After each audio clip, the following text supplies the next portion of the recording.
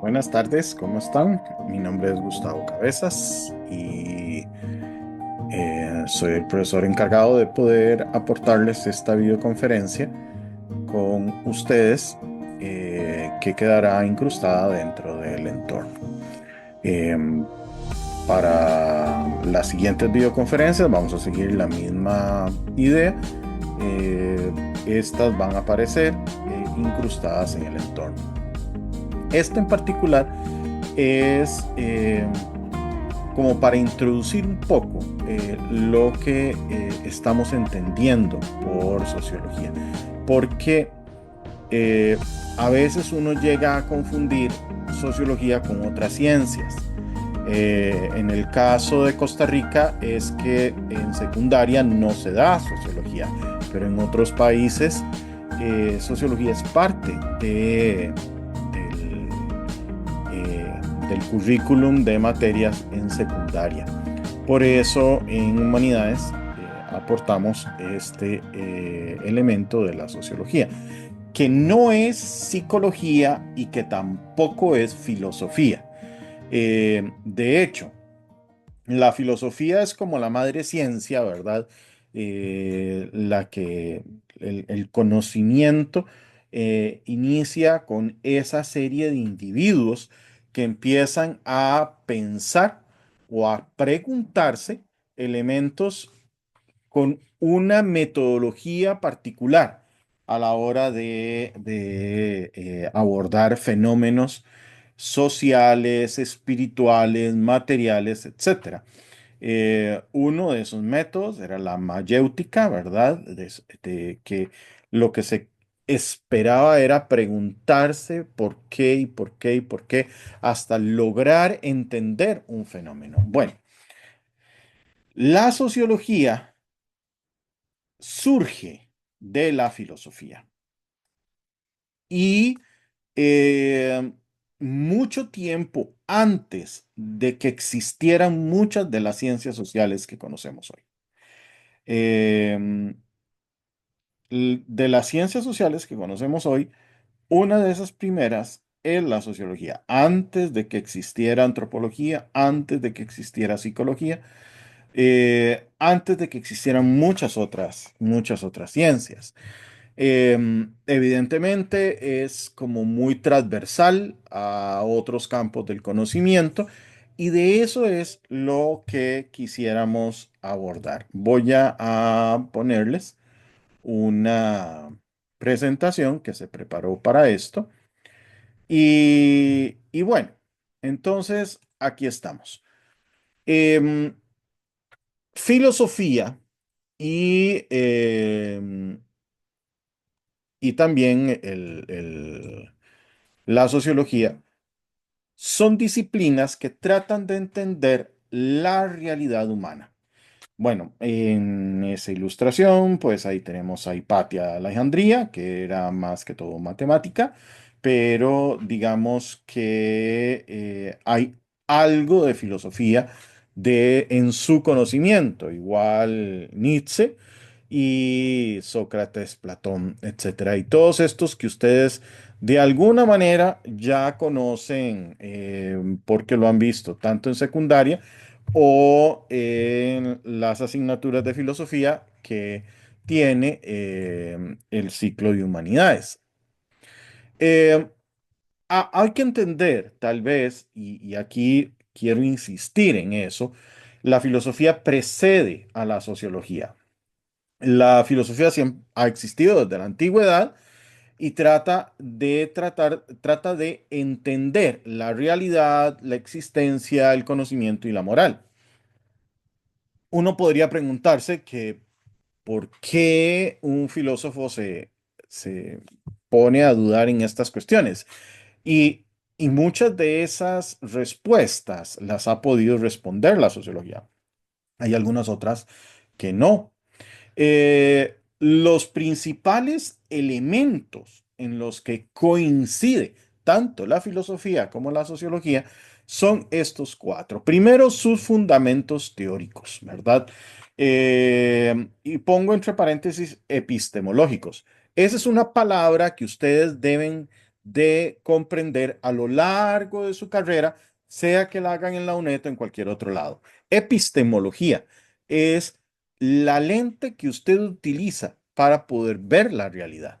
No estamos hablando de ideología, que eso es otra cosa de lo cual vamos a hablar después, sino que desde el punto de vista epistémico, a veces es necesario poder entender lo que realmente existe o no, y si los métodos con los que abordamos la realidad son válidos o no. Es decir, ¿cómo conocemos? ¿Cómo llegamos a conocer? Porque em, la única forma de conocer es eh, entendiendo el entorno. Entonces, digamos, desde el punto de vista de Platón, por ejemplo, Platón, para él llegar a la verdad es por medio de las ideas. Pero un individuo como este que está acá, que es Marx, más tarde hablaremos de ello, creo que en la siguiente unidad, en la actividad número 2. Marx lo que menciona es no, usted conoce mediante la praxis, es decir, la realidad es objetiva, no es subjetiva, como dice Platón. La realidad no la encuentro en las ideas, sino que para Marx la realidad la encuentro en las acciones. Y esto es importante porque eh, de aquí devienen dos pensamientos. Uno es el del positivismo, de que la realidad no existe si no la puedo ver, si no la puedo tocar. Eh, y entonces, ¿qué hacemos con el inconsciente de la psicología? No podemos probar que está ahí. Con el átomo. Podemos, por pruebas indirectas, saber que existen, pero nadie lo ha visto en realidad. Entonces hay un choque entre la forma en que percibimos la realidad. La filosofía y la sociología siempre han tratado de buscar qué es lo que nosotros conocemos en la verdad. Entonces, desde el punto de vista sociológico, tenemos al positivismo de Comte, que lo pueden ver en esta unidad uno, al estructuralismo de Durkheim, que lo vamos a ver en la unidad 2, y a la fenomenología de Schultz, que nosotros no lo vamos a ver en este curso, pero que, digamos, fenomenología es algo que se utiliza mucho en educación. Ok, el segundo elemento es la naturaleza de lo social. Siempre ha habido la idea de cómo es que nace la sociedad y por qué estamos en sociedad. Y hay muchas teorías acerca de eso, de cómo es la naturaleza del individuo y las estructuras sociales. Entendiendo estructuras sociales no como estratificación social, no como la forma en que se organiza una sociedad, sino cómo es que una sociedad genera los elementos que validan las relaciones entre las personas. Eso es lo que vamos a conocer como estructura social. Entonces, por ejemplo, un elemento de la estructura social es, por ejemplo, el gallo pinto. Es de aquí, es de Nicaragua, es de Cuba, es del Salvador. Y ahí por ahí anda un meme, ¿verdad? De que llega una persona de Estados Unidos y le dice a una persona de China, mi inteligencia artificial es mejor que la tuya. Y el chino le dice, ah, pero mi inteligencia artificial es de código abierto y es más precisa. Y en la parte de abajo se ven dos esqueletos, uno con la bandera de Nicaragua y otro con la bandera de Costa Rica, discutiendo quién fue el que hizo el pinto. Pues bien, es la estructura social, el pinto tiene algo en particular con nuestra identidad y genera elementos o invoca elementos a nivel de nuestra sociedad que es importante. Por ejemplo, otra es la horatica. Es algo que nos identifica mucho como nación. Y si ustedes ven, es algo que está implícito en todo lo que hacemos. Todo lo hacemos de manera, y cuando digo todos, estamos hablando de la sociedad, que se refleja no solamente de lo macro, desde las esferas políticas, sino también hasta lo micro. Todo lo dejamos para última hora, todo esperamos que se arregle sin hacer nada, que el tiempo dirá.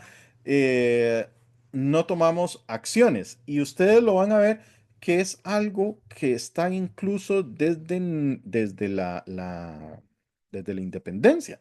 Llega la independencia a Cartago y usted tiene que tomar una decisión. O sigue siendo colonia de España o se hace independiente o pertenece a la Federación Centroamericana de Francisco Morazán. Escoja qué va a hacer, qué es lo que hace Costa Rica. Vamos a esperar los nublados del día. Es muy interesante, esa parte es como muy eh, em, interna nuestra, de que siempre pateamos la bola, ¿verdad? El tercer punto es la teoría social y la política y el poder. Para la sociología es importante entender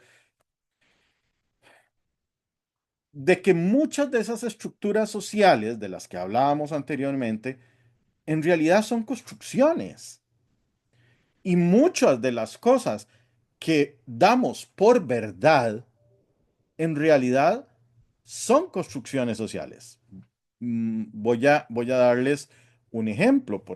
Por alguna razón, siempre estamos los varones justificando que la naturaleza de las mujeres es la crianza y el manejo del hogar.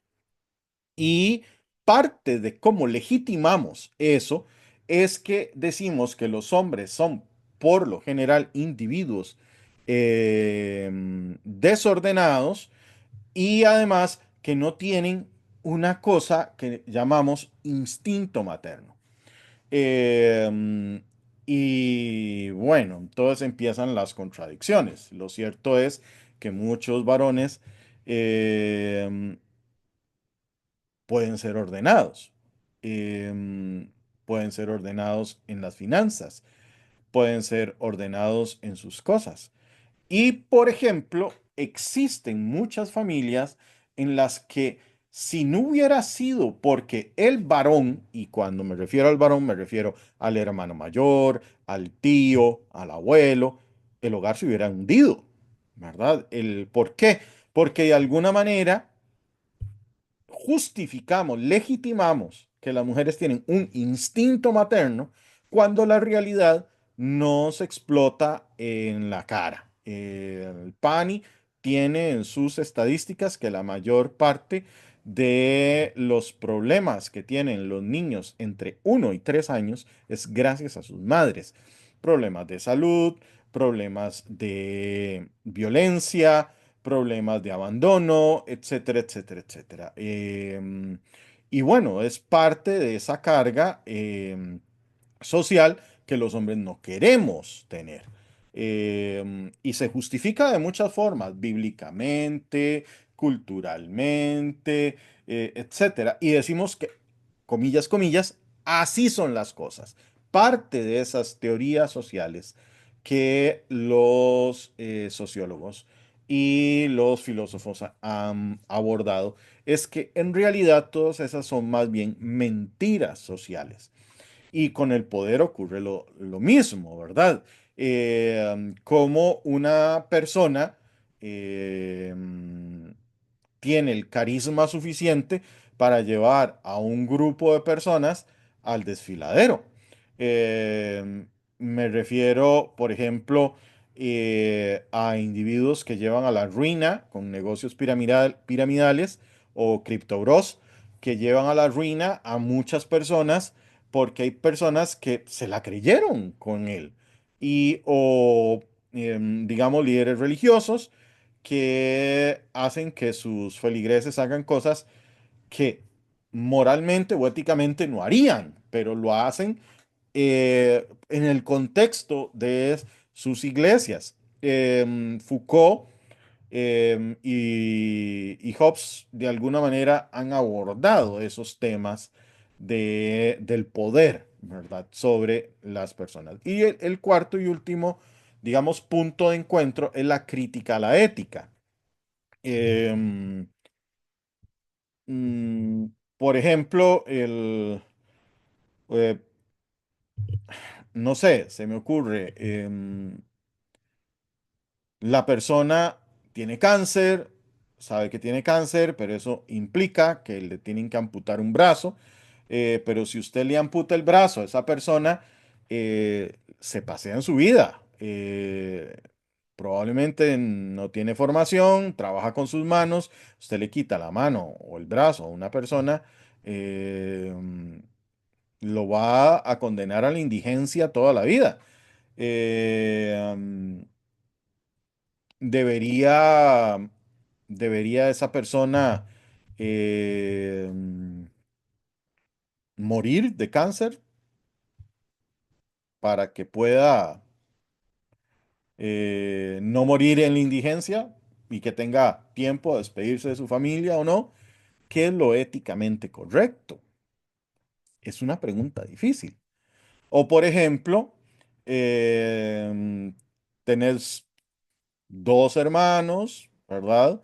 Un hermano está postrado en la cama por parálisis o por algún problema así, y el otro hermano, que está sano y todo, necesita un hígado o un corazón. Mataríamos al que está como un vegetal para poder darle vida al que está, al que no tiene problemas. Puchi, son preguntas muy difíciles desde el punto de vista de la ética. Eh, y podemos encontrar otro montón de elementos a nivel ético desde el punto de vista de la política, ¿verdad? Si, si deberíamos dejar que Estados Unidos tome la región de Palestina para convertirlo en una riviera del Mediterráneo. Si deberíamos hacer más armas, porque el problema es la defensa. eh, si deberíamos gastar en impuestos o dejar que los grandes dueños de redes sociales puedan manejar nuestra información sin pagarnos. Toda la información con la que uno alimenta las redes sociales no deberían pagarnos. ¿Por qué damos sí al contrato cuando nos ponen, cuando nos hacemos miembros de Facebook y ni siquiera leemos el contrato? Son elementos que vale la pena abordar. Entonces, empecemos con el primer punto, los fundamentos epistemológicos. Em, ¿Qué métodos son válidos? Em, Ahora todo tiene que ser,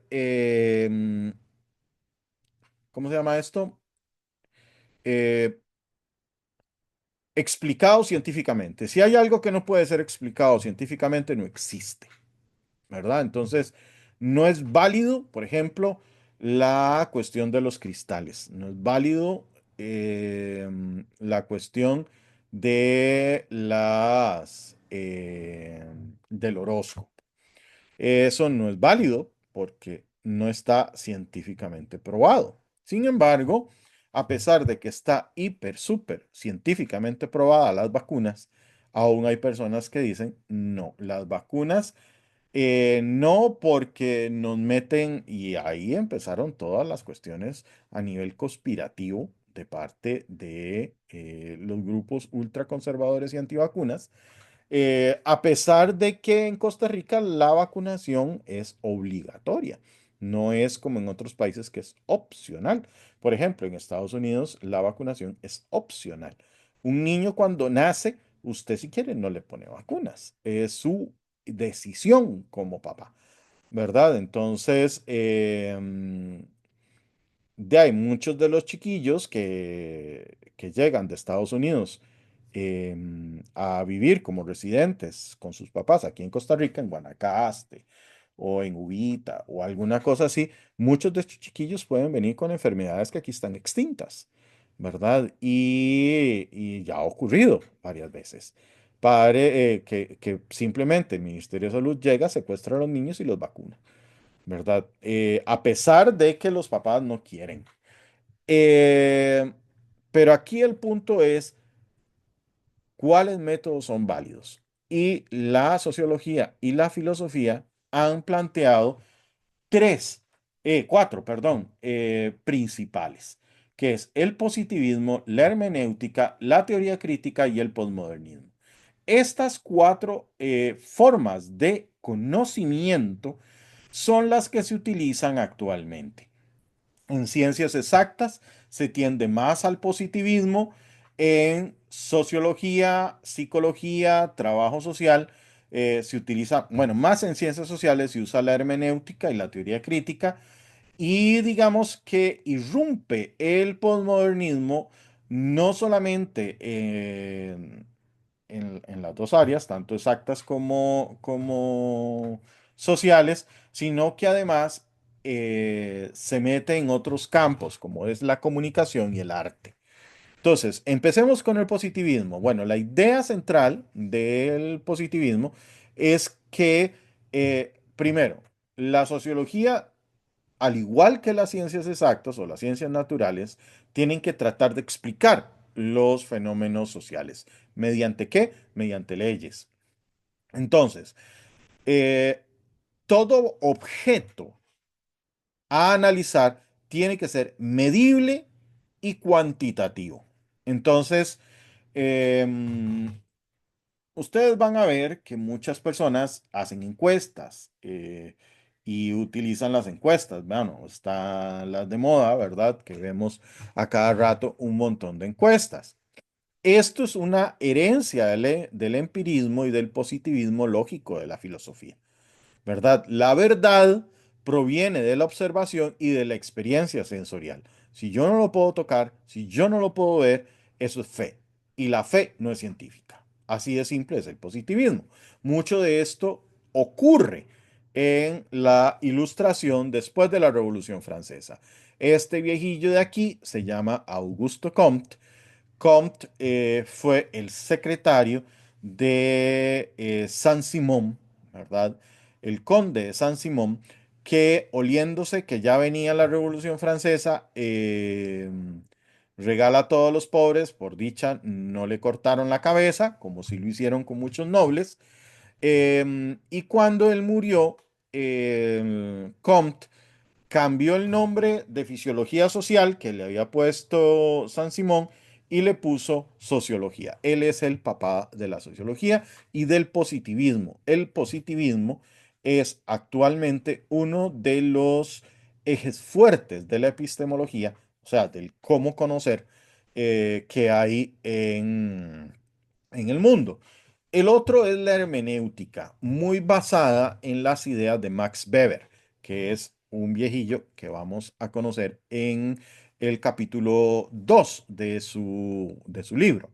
La idea es que la realidad social, a diferencia de las ciencias exactas, la sociedad no es objetiva, sino que es subjetiva y es independiente del observador. Entonces, eh, la interpretación de la conducta es más importante. ¿Por qué? Porque la experiencia es subjetiva. Lo que una persona siente desde el punto de vista religioso es diferente de cualquier otra religión que haya. Entonces, si bien lo mismo, la religión puede traer bienestar, puede traer claridad en la hora de ver las ideas, puede traer orden y disciplina a un hogar, etcétera, pero eso puede existir, ya sea budista, ya sea musulmán, ya sea cristiano, católico, protestante, etcétera. es una experiencia que es subjetiva. Lo mismo ocurre, digamos, con lo que conocemos como amor o simplemente las relaciones sociales. Por ejemplo, en Estados Unidos, eh, que usted llegue y le dé un beso a una persona para saludarla, inmediatamente la persona de Estados Unidos se va a echar para atrás. ¿Qué está haciendo? Porque me va a dar un beso. Machalá, fúchila, jale de aquí. ¿Por qué? Porque entre las personas de Estados Unidos, dar un beso no es una buena costumbre. En cambio, aquí en Latinoamérica, no solo hay beso, abrazo, y te pega un grito allá a los 200 metros y sale corriendo, etcétera, etcétera. Bueno, en Europa no solamente hay besos, sino que hay beso en la boca, hay apretón, hay otro montón de cosas. Si es italiano, entonces sí habrá escándalo. Si es alemán, tal vez no tanto, pero siempre habrá su beso y siempre habrá su abrazo. Hay una experiencia subjetiva en el saludo, pero también en la distancia entre individuos, lo que se llama proxemia. Eh, y esa proxemia, digamos, en el caso de Latinoamérica, es así. Es decir, la gente no le importa estar pegada una con otra. En Estados Unidos es un poco más, o sea, por lo menos un metro es suficiente la distancia que hay para que usted me dé la mano, porque la forma en que se saludan es dando la mano. Em, en Japón es 2 metros y por eso se inclinan, ¿verdad? Dios guarde. O sea, una persona latinoamericana en Japón tendría dificultades para poder tener esa interacción, ¿verdad? ¿Por qué? Porque la experiencia subjetiva del latinoamericano hace el saludo diferente. Entonces, la hermenéutica es la forma en que yo trato de entender esa experiencia subjetiva. Em, el fenómeno del sicariato puede ser entendido desde el punto de vista de esa experiencia subjetiva. No solamente eso, también podríamos hablar de los femicidios, podríamos hablar de, por ejemplo, bueno, en el caso de los femicidios, la antropóloga Rita Segato hizo toda una interpretación a nivel subjetivo de los asesinatos de mujeres en Ciudad Juárez. Pero igual puede uno estudiar muchas otras cosas. La hermenéutica se utiliza mucho en marketing y en desarrollo de productos o de ingeniería de productos para poder entender a las personas. En los estudios de mercado, aquí en Costa Rica hay muchas empresas de estudios de mercado. Una empresa que podría nombrar actualmente Cimer S.A. Y Cimer S.A. es muy famosa porque en casi todos los productos que han diseñado, mediante esta hermenéutica, este entender de la experiencia subjetiva, han, ¿cómo es que se llama? Eh, Sugerido a las empresas cambios en sus productos. Por ejemplo, las tortirricas, que había que echarle algo más de no sé qué, para que la gente no se le rompieran las tortillas cuando la gente se hacía un gallo. En el caso de Levi's, que tuvieron que cambiar toda la estrategia para dejar de ser un producto de rocos, ¿verdad? ¿Cómo se llama? De boomers, para poder ser un producto de millennials. Igual, casi toda la publicidad y en los diseños de productos se basan en una hermenéutica del comportamiento. Utilizan mucho los métodos Quali, por ejemplo, los grupos de enfoque, entrevistas o estudios etnográficos. Esto es heredado también de esa sociología comprensiva de Weber. La teoría crítica es el principio de la teoría crítica es que el conocimiento no es neutral. El conocimiento siempre le sirve a un señor poderoso. Todas las ideas no nos vienen puras, vienen porque ya pasaron por el tamiz de alguien más. Entonces, las ideas o la interpretación de la Biblia siempre va a tener el tamiz del pastor o va a tener el tamiz del cura. Entonces, a nosotros no nos llega el conocimiento como debe ser, sino que nos viene el conocimiento siempre de forma filtrada. Lo que nos dice el presidente o lo que nos dice la clase política siempre nos viene mencionando cosas, silenciando otras. Los medios de comunicación, yo voy a decir algo aquí con mucho cuidado, todo medio de comunicación de alguna manera miente, y es que está influenciado por esas estructuras de poder y esas condiciones materiales. Por ejemplo, cuando en la antigüedad el cristianismo favorecía la esclavitud. Cuando llegó la Edad Media, favorecía en ese momento el feudalismo y las condiciones de los siervos de la gleba. Hoy en día el cristianismo favorece al capitalismo y depende de qué sea la estructura de poder, así la religión se adaptará a ella. Y bueno, dije cristianismo, porque es, digamos, lo que tengo más cerca. Pero lo que en el budismo se hizo en China y bueno, en los países asiáticos, en el que se mimetizó eh, para poder adaptarse a las estructuras de poder que habían en sus naciones. Eh, es un enfoque que critica los elementos ideológicos. Y aquí sí vamos a estar hablando de ideología. Tenemos dos grandes grupos de ideología, derecha e izquierda, en el que tenemos desde el punto de vista de la derecha mucho conservadurismo, familia, defensa, valores tradicionales y desde el punto de vista de la izquierda, eh, lo contrario a esto. O sea, tenemos en la izquierda más una visión más crítica de lo que está ocurriendo, más enfocada a la lucha de clases, a la mejora de las condiciones de los seres humanos y a la redistribución de la riqueza.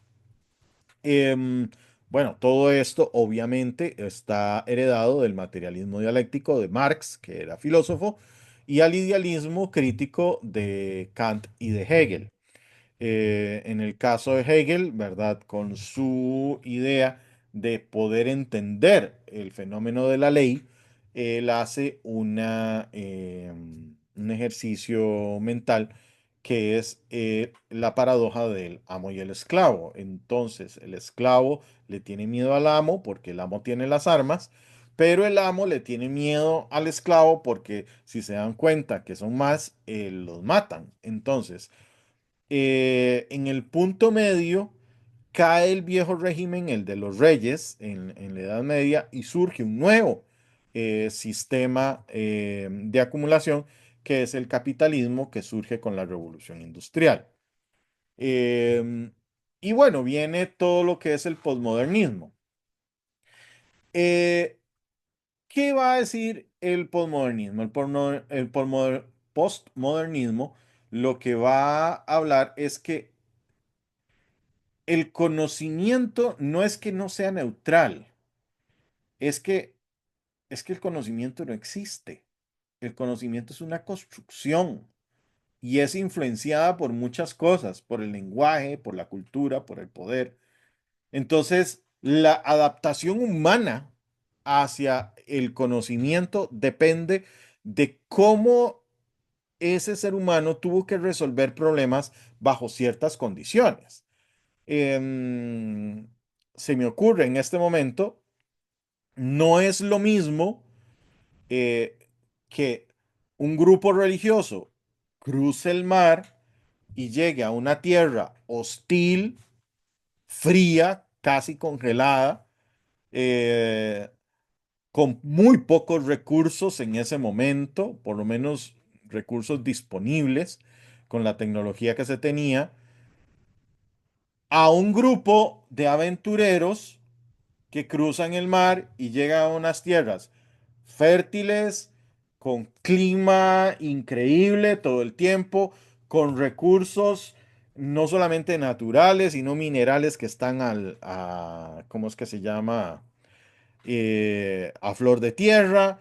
eh, ¿Cómo va a ser su cultura? Y lo que me estoy refiriendo es, por ejemplo, a los colonos en Estados Unidos o a los españoles aquí, bueno, los colonos ingleses en Estados Unidos y los colonos españoles acá en América. Para los españoles fue mucho más sencillo.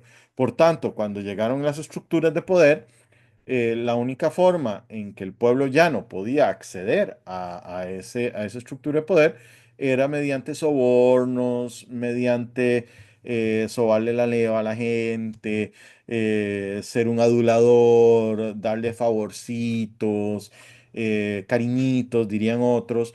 Y en cambio, en Estados Unidos les costó todo, ¿verdad? Y al punto fue tal el resentimiento que los pueblos indígenas que se les oponían simplemente los exterminaron y empezaron a anexar territorios de una forma brutal, ¿verdad? No es por casualidad de que Estados Unidos sea una nación muy guerrerista.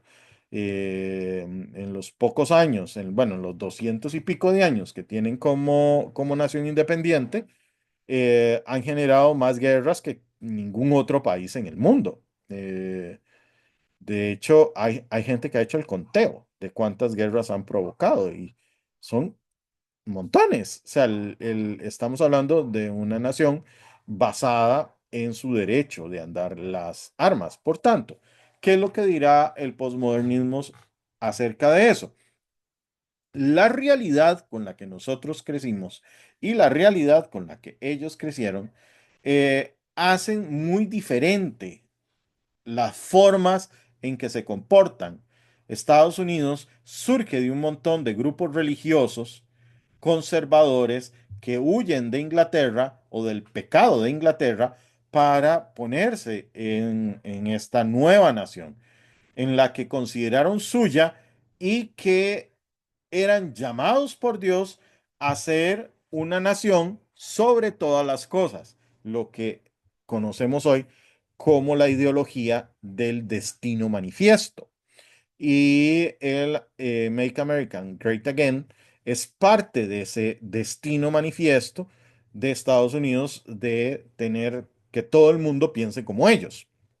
Eh, y en el caso de nosotros no, en el caso de nosotros la vida fue más suave, más linda. Los grupos indígenas, los españoles, si bien los diezmaron mucho, no los exterminaron, sino que los usaron como esclavos, ¿verdad? Bueno, parte de ese exterminio implicó esclavizarlos. Entonces, lo que tenemos somos muchos mestizos, ¿verdad? Porque la forma de conocer fue diferente.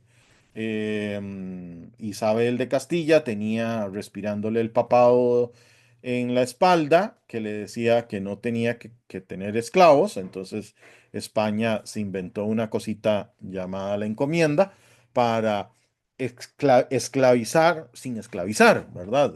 Así fue como nació la iglesia central en Heredia, ¿verdad? Hacen una encomienda llamada Cubujuquí, toman a todos los indígenas que habían en la zona de Cujuquí y los obligan o los encomiendan a hacer una iglesia en el centro de Heredia. Y con eso exterminaron a casi muchos de los indígenas o de los pueblos originarios allí en Heredia. Pero es parte de la forma diferente de verlo. En el caso de los Estados Unidos, ellos no eran católicos, no tenían al papado respirándoles atrás, pero además ellos habían hecho una interpretación bíblica como les dio la gana y por eso se quemaron muchas brujas en Salem y terminaron por exterminar a todos los pueblos originarios, o a la mayoría de los pueblos originarios en su nación. Este enfoque está muy basado en lo que es los discursos y el análisis de esas representaciones, como por ejemplo la del destino manifiesto. Heredado de la filosofía del lenguaje, la deconstrucción de, bueno, de Wittgenstein, de Derrida, y el perspectivismo de Nietzsche, ¿verdad? Quizá el mayor exponente es ese muchacho llamado Michel Foucault, que por cierto fue agente de la CIA, y analizó muchas instituciones. Él llegó a una idea muy interesante, cómo las prisiones, las escuelas y los hospitales producen producen verdades para disciplinar eh, a los individuos que están ahí. Como muchas veces a los chiquitos les dicen, usted no puede llorar porque usted es hombre. Entonces, la escuela genera una verdad y los niños crecen con esa verdad. Y después a uno le toca como sociedad ver qué hace con eso, ¿verdad? De que los niños no lloran y que por lo tanto los varones tienden a tener las tasas de suicidio más grandes porque no tienen con quién hablar, como en el caso de las mujeres que tienen todos sus grupos de apoyo para trabajar. Eso es parte de lo que el machismo hace con nosotros los varones y nos, ¿qué? Destruye por dentro. Pero bueno, mucha gente le gusta ser así, ser el fuerte, Hollywood lo refuerza. Y digamos que en el caso de las muchachas prefieren más varoniles que los más sensibles, ¿verdad? Entonces también tenemos una sociedad que empuja esas verdades, ¿verdad? Que como les digo, no son más que mentiras sociales. Entonces, de forma general, ¿verdad? La sociología depende de la filosofía para definir y conocer la sociedad, desde el positivismo hasta el posmodernismo, ¿verdad? La filosofía fue la base que construyó la sociología. Sin embargo, con el tiempo, la sociología también ha influido en la filosofía. Por ejemplo, lo que mencionaba Marx, ¿verdad? Proponiendo estudios empíricos que permitieron a esos filósofos reflexionar sobre la sociedad mucho más a profundidad. Michel Foucault utiliza mucho de la escuela de Frankfurt, que es ¿cómo es que se llama? De la epistemología crítica, y de ahí es posible poder entender muchas de esas fuerzas de poder que influyen sobre nosotros. Digamos algunas metodologías y objetivos del positivismo, digamos en la salud pública, perdón por esa P que se me fue ahí. Digamos, todas las decisiones de la pandemia con el COVID fueron tomadas mediante una serie de encuestas y estadísticas y sobre todo cuestiones de contagios y mortalidad, ¿verdad? No se tenía la cura, había que encerrarnos, nos encerraron por un montón de meses hasta tener la cura y se redujo mucho las muertes. Algo parecido que ocurrió a principios del siglo 20, que se llamó la gripe española, que era como un COVID. La gripe española terminó por exterminar tres cuartas partes de la humanidad y fue uno de los factores que provocó la Primera Guerra Mundial. En la educación, desde el punto de vista del positivismo, ¿verdad? Ayuda a entender los elementos de deserción escolar y poder implementar políticas para retención de los estudiantes. Y lo que les mencionaba sobre el marketing, ¿verdad? Bueno, lo decía con el hermenéutica, pero también puede estar acá en el positivismo. De hecho, lo vuelvo a mencionar cuando hablamos de la hermenéutica con las terapias de la psicología, pero también con el periodismo y redes sociales. TikTok, por ejemplo, es una aplicación que está diseñada para ser adictiva. Y es una aplicación que es muy complejo quitársela de encima. Bueno, para la gente que que le gusta las redes sociales son muy adictivas y están diseñadas para eso. Son como algunos juegos de video. Algunos juegos dan algunas ciertas recompensas a nivel de satisfacción del cliente y el cliente está muy feliz con ello. Desde el punto de vista de la teoría crítica, bueno, todo lo que tiene que ver los movimientos sociales, las luchas con los derechos laborales, gracias a estas ideas, es que tenemos jornadas de 8 horas, igualmente tenemos vacaciones, tenemos aguinaldo y otras cosas así. Pero también sobre la crítica que existe a todo lo que tiene que ver con explotación laboral, ¿verdad? Como muchas veces se ve como en otras naciones la riqueza tiene que pasar por la miseria que tienen algunos otros seres humanos. Por ejemplo, la automatización expulsa mucho de los saberes de las personas jóvenes. Entonces, las personas jóvenes no logran encarrilarse a ese tren del progreso y terminan tomando fentanilo, ¿verdad? O usando drogas en países que son ricos, que deberían más bien de cubrir esas necesidades. Y la educación y medios de comunicación, ¿verdad? No solamente cómo se reproducen esas desigualdades y la gente no hace nada, porque eh, podríamos nosotros tener todo un debate acerca de las jornadas 4-3 y de su implicación de no pagar horas extra. Mucha gente habla de que está bien, va a generar más trabajo. Lo más probable es que genere trabajo, no más, pero sí genere trabajo. Pero ese trabajo que se genera es un trabajo que no se le pagará extras.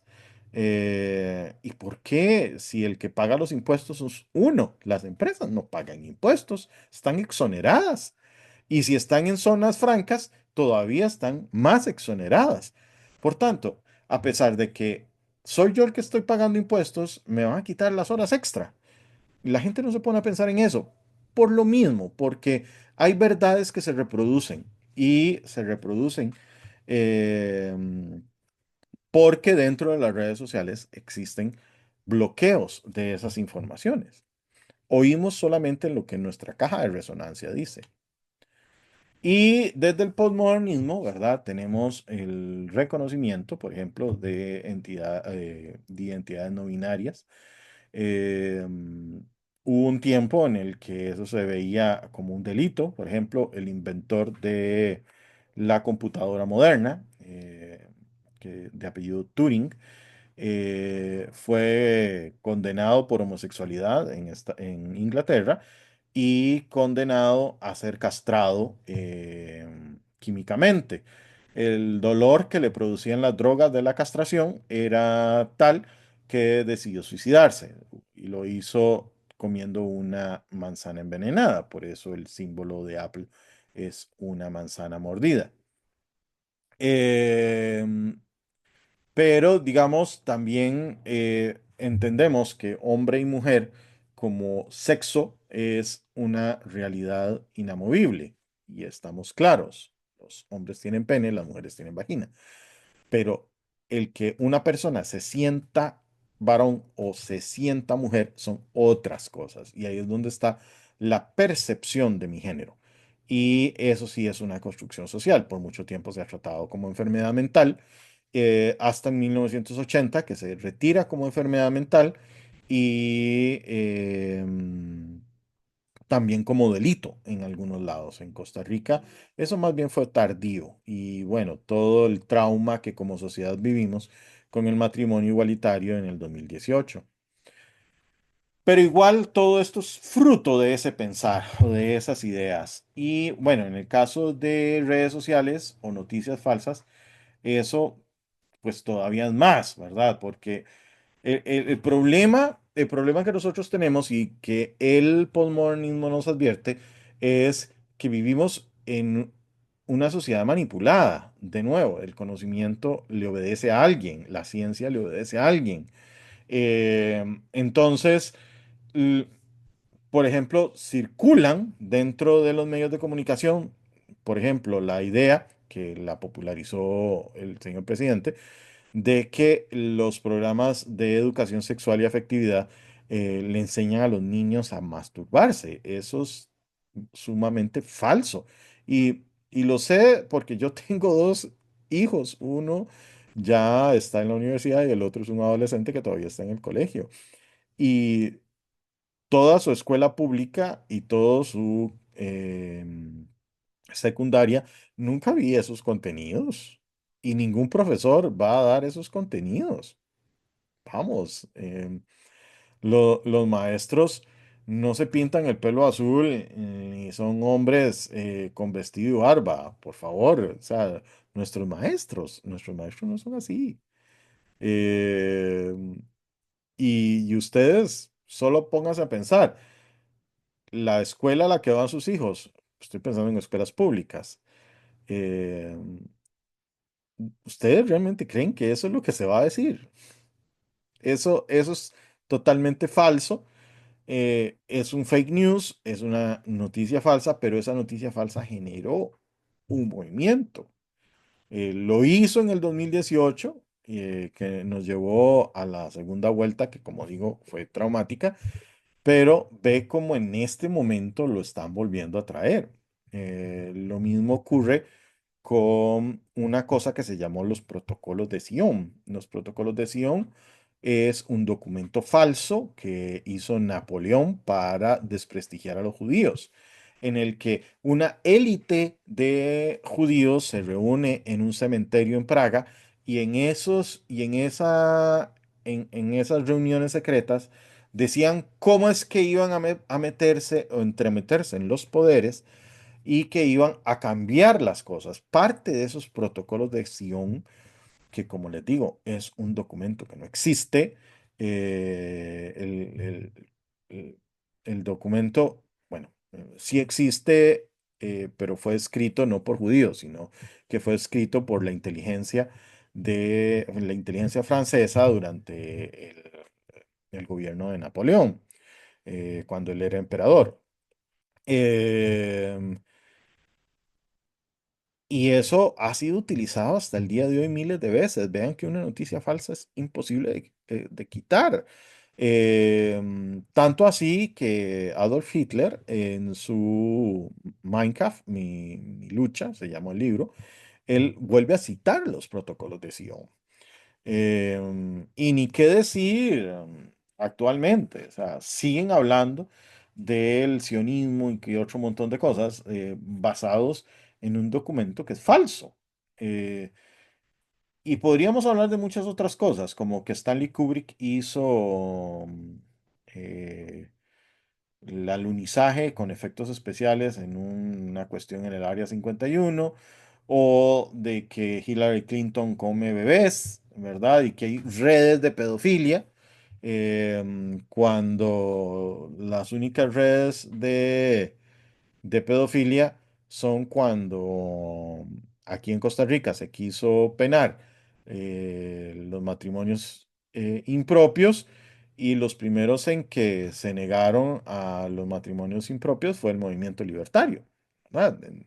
Y podríamos decir que el movimiento libertario es pedófilo. Pues no, pues no importa. De hecho, se aprobó la ley y al día de hoy nadie puede tener relaciones sexuales con una persona menor de 18 años, incluso con el consentimiento de los padres, y es un delito penado con cárcel. Em, pero bueno, todavía hay gente que habla de redes de pedofilia, ¿verdad? Cosa, de nuevo, penado por la ley de la República y que es algo absurdo en realidad.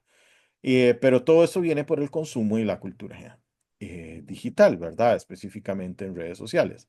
Las redes sociales no nos dicen la verdad, solo nos dicen lo que queremos oír.